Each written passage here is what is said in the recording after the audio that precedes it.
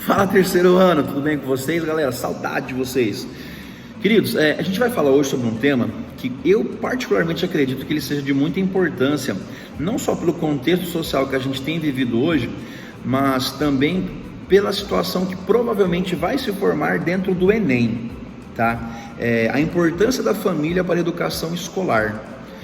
Nos últimos dias, né, obviamente com todo esse contexto de pandemia, as crianças em casa, os pais trabalhando de home office, a gente percebe que existe hoje uma inversão no quesito educação, né? A gente primeiramente precisa entender o conceito de família, qual é o papel dela dentro da sociedade e qual é o papel da escola, para a gente entender qual é a relevância do papel da família dentro do ambiente acadêmico, dentro do ambiente escolar. Por quê?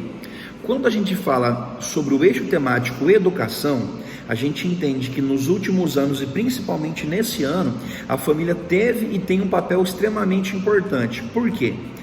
A família que não está lidando com o aluno, a família que não tem acompanhado o rendimento escolar, até mesmo as aulas EAD dos filhos em casa, provavelmente está criando um aluno que vai ser relapso, vai ser irresponsável e que não tem feito nada. Agora, é importante que os pais deem liberdade para os filhos, para que eles possam de fato, desenvolver ali o que nós poderíamos chamar de talvez responsabilidade acadêmica. O pai não tem que ficar exigindo o tempo todo do filho, mas é preciso que o pai se mostre de alguma forma como alguém que se importa com aquilo que o filho tem vivenciado, perguntar se o filho precisa de alguma dúvida, e aí surge essa temática, a importância da família para a educação escolar, ou caminhos para criar uma parceria de qualidade entre família e escola, tá bom? Então a gente vai estar vendo agora sobre o conceito de família e quais são os modelos de família que nós temos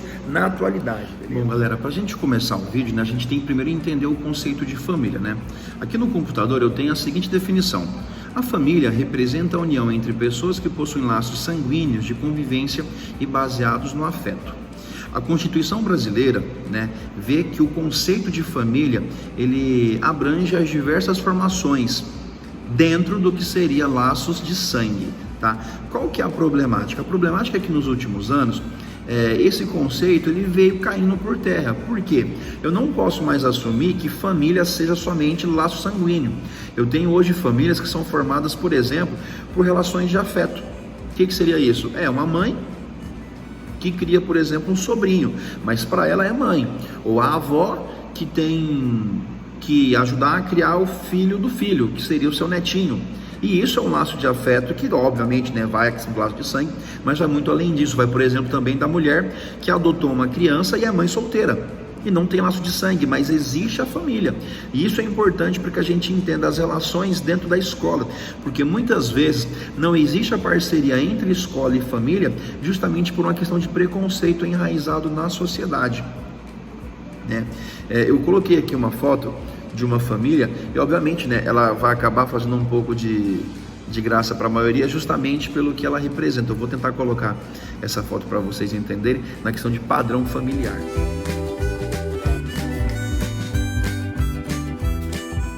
Visto aí a foto, galerinha, por vocês, dá para entender que o Greg não faz parte da família do Cris, mas a relação de afeto que se estabeleceu entre eles acabou criando uma nova família, Então, para o Greg, todos os irmãos do Cris são seus irmãos, o Julius, a Rochelle, todos eles fazem parte da sua família também, Tipos de família, Segundo a Constituição Brasileira de 88, família era um homem e mulher que pudessem ter filhos, Na verdade, esse pensamento ele caiu por terra já tem algum tempo. Por quê? Porque para a justiça brasileira, para os juristas brasileiros, essa definição ela era muito pobre, porque nós temos de fato relacionamentos familiares que vão muito além disso e que são realmente bem mais complexos.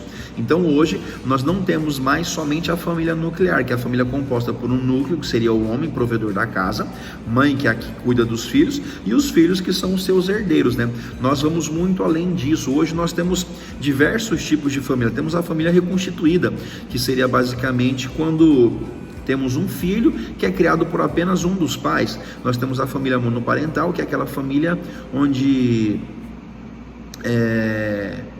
Existe a criação de uma criança, só que nesse caso ela é criada por apenas um dos seus familiares, né? Muito parecido com a família reconstituída, mas na família reconstituída nós temos o quê? Nós temos o filho de uma outra pessoa que é criado por um outro terceiro, mais ou menos isso, tá? Não sei se vocês vão conseguir entender mesmo, vai ficar confuso.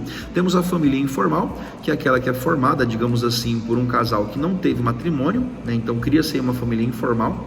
Temos a família matrimonial, que é aquela constituída pela união de duas pessoas, e temos a família nuclear e a família extensa. Nuclear seria aquela composta por pai, mãe e filhos, e a família extensa, que é aquela criada geralmente por um avô, por um tio, por um primo, por um periquito, um papagaio, um cachorro e por aí vai.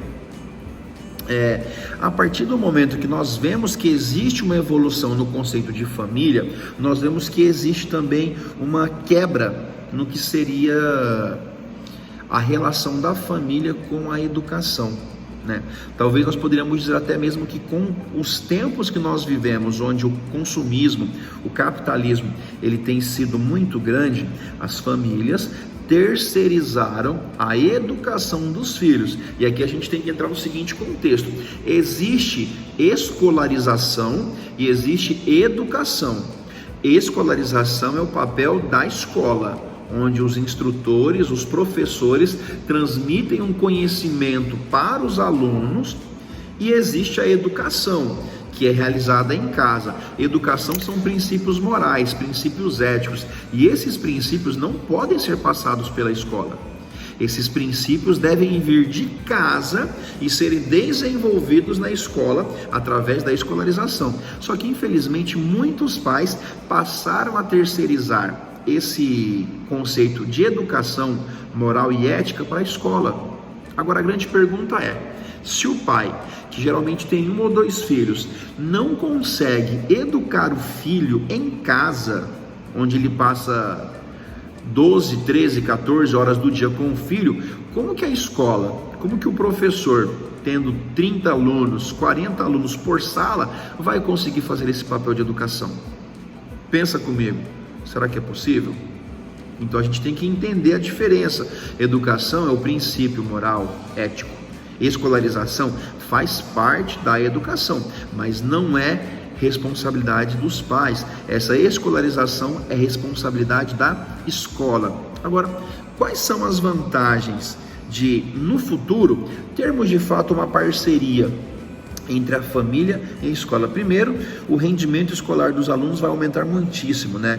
Nós teremos um maior envolvimento dos pais, da família com a escola, que é justamente o que nós professores procuramos.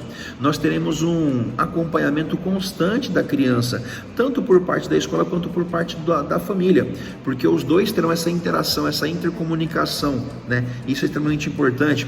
Teremos um desenvolvimento cognitivo e social muito maior por parte da criança, né? Já que nós teremos ali o envolvimento de todos dentro de um mesmo ambiente. Agora a grande questão é: professor, por que não existe essa relação atualmente? É simples, não existe porque socialmente nós estamos criando um meio, né, um ambiente onde a criança se desenvolve somente dentro da escola. Então toda a responsabilidade de ter, digamos assim, uma educação de qualidade é passada ou para a escola, ou para a televisão, ou para os computadores, para os videogames. Então, enquanto a nossa mentalidade social não mudar de que a responsabilidade de educar alguém é de fato dos pais, nós teremos ainda uma sociedade onde não haverá a interação entre família e escola. E aí surge a problemática de hoje: caminhos para ter a parceria entre a família e a escola. E a gente já pôde perceber aqui que ter essa relação entre família e escola é extremamente importante para o desenvolvimento do aluno. Galera, agora eu passo a bola para vocês, né? Você pode pesquisar mais, você pode procurar. Tem um vídeo na internet do Mário Sérgio Cortella que é extraordinário, onde ele fala sobre como os pais devem ajudar os filhos.